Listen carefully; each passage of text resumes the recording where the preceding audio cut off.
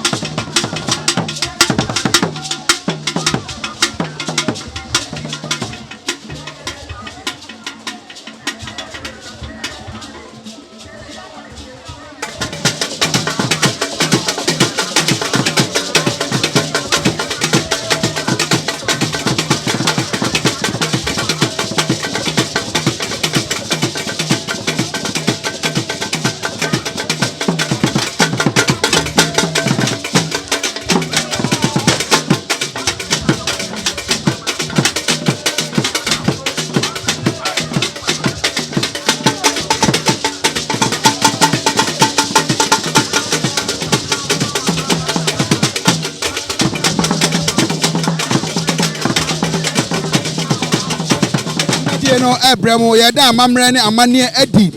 e wo NYANSAPO TV se ye sha ye nananom akonfo no gusu a omudi asa ne ye omafade na obia wo na afade a ofura adidi ne juma ana wo de sa eno na eche ampa asante e obi ka asante e obi kire obiri konfo waje yarepa obiri konfo no mo obeda na di e ma asante man e ma na asante man aye krabehye ewa amamre ne amane mu no yegusu a akonfo no gusu a edi konfo yi agusu a osa eda no ma edi ekire me ose amamre yu amamre no ye kan ene ya amamre no untimi nya amamre obrokra obeyi akonfo yi afiri mu anase obetime yi akonfo no asi nchen ye hwe ne oma bebre a ekoso ewo amamre ma NYANSAPO TV yesi pane creator for man yebe mahuru yebe mate eno ma no efe pa asano ene ne nchirase no yebe ba pi panifo na amama asano bi wo ha emu chire mu se ne esitie pepepe na asano ntiase o emma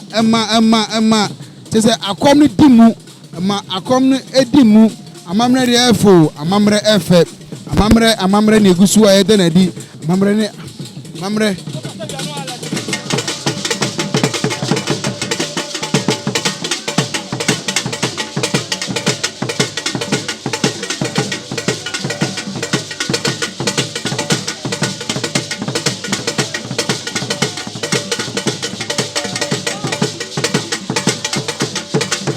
Komfo jina dwamu edi agroi your friend of Kyikrom Dopo, and I Dopo the dinner,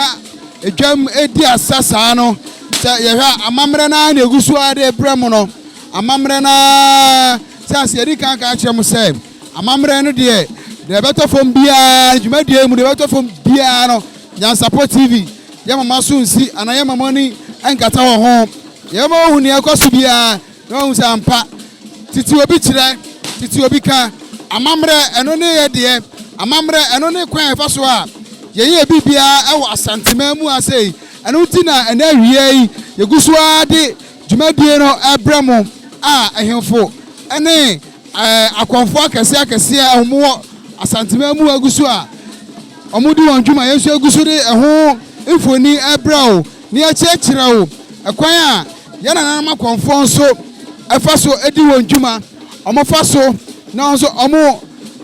edi won dwuma obrokra okonfo bi atofom na yakra na chikura eguso ade amamre dwumadie no ebremo eguso ade amamre dwumadie ebremo eguso